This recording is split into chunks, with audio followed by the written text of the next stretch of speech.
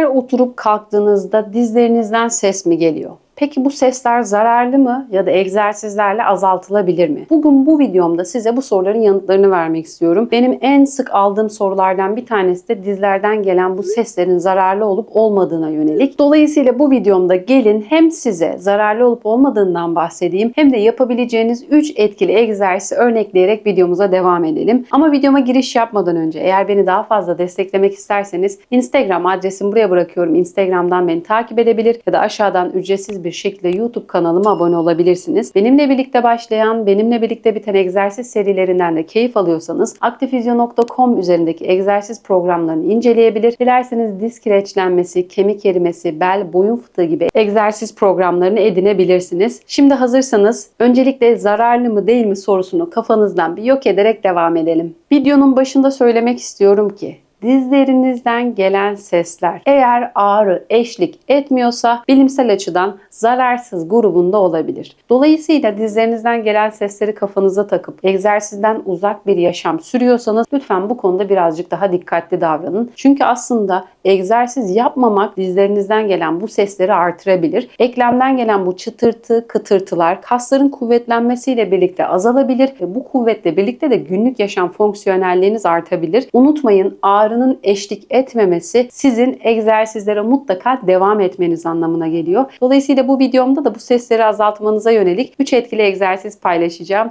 Hadi gelin o egzersizlerin ilkiyle başlayalım. Yapacağımız ilk egzersizde mini çömelme egzersizleri yapacağız. Dizinizden sesler geliyorsa çok derine inerek çömelmeniz, yani iyice aşağıya inerek çömelmeniz bu sesleri artırdığı gibi ağrınız yoksa ağrı da ortaya çıkabilir. O yüzden bu gruptaki bireylerin daha düşük açılı çömelme egzersizleriyle diz etrafına tutunan kasları uyararak o bölgedeki kasları kuvvetlendirmesini öneririm. Çok acele etmenize gerek yok. İsterseniz bir sandalyeye otur kalk şeklinde de yapabilirsiniz. Bu şekilde çok basit otur kalk, ses gelmez zaten bu açılarda muhtemelen, otur kalk şeklinde günlük 20-25 tekrar vücut ağırlığınızla ya da ilerleyen dönemde ellerinize ağırlıkları alarak mini squat, mini çömelme egzersizini gönül rahatlığıyla uygulayabilirsiniz. İkinci egzersizde ise elimize bu şekilde bir bant almamız gerekiyor. Dilerseniz Aktifizyo bantlarına aktifizyo.com'dan ulaşabilirsiniz. Bu banda şöyle bir yuvarlak yapıp bandı dizlerimizin etrafından geçireceğiz. Daha sonra az önceki indiğimiz o mini squat pozisyonuna gelip bandı dışlara doğru açıp itip yavaşça geri toplanacağız. Bandı dışarıya doğru açıp yavaşça geri toplanacağız. Bu hem kalça bölgemizdeki kasları çalıştıracak, duruşumuza dikkat edeceğiz tabii. Hem bacak kaslarını çalıştıracak, hem uyluk iç ve dış yanını çalıştıracak. Burada bantla yapmak çok önemli. Çünkü o bölgedeki kasları ne kadar çok uyarırsanız o kadar dizlerden gelen sesleri engelleyebilirsiniz.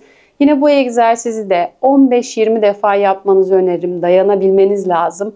15-20 defa yapıp 30-45 saniye dinlenip 3-4 set halinde uygulamanız bacak içi etrafı kasları uyararak diz seslerini azaltabilir. Son olaraksa bandı ayak bileklerine indirip direkt kalçayı ve dizin yanına tutunan kasları çalıştıracağız.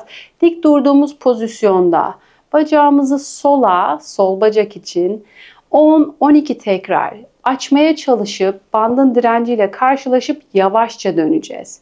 Yavaşça döneceğiz. Böylece kalça yanındaki kaslar, dizimi düz tutarak açtığımda dizimin yanındaki kasları çok rahat hissedebileceğim. 10-12 tekrar bir tarafa yaptım. Mutlaka diğer tarafa da bacağımı düz tutarak 10-12 tekrar uygulayarak kalça çevresi, diz çevresi kasları çok güzel uyarabilirim.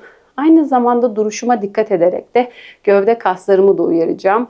10-12 tekrarda diğer tarafa yapıp yine 30-45 saniye dinlenerek bu egzersizi 2-3 tekrar yapmanız kalça çevresi, diz çevresi kasları uyararak dediğim gibi diz seslerini azaltabilir. Evet arkadaşlar, bugünkü anlatacaklarım bu şekildeydi. Özellikle dizlerinden problem yaşayan kişilere yönelik hazırladığım bu egzersizleri günlük rutinin bir parçası halinde uygulamanız 4-6 haftada bacak çevresi, kalça çevresindeki kasları hissetmek ve günlük yaşamda seslerin biraz olsun azalması için size fayda sağlayabilir. Bu konuyla alakalı ya da kafanıza takılan herhangi bir soru, görüş ya da önerileriniz varsa lütfen bana aşağıdan direkt YouTube yorumlar kısmından ulaştırın. Diğer videolarda görüşmek üzere.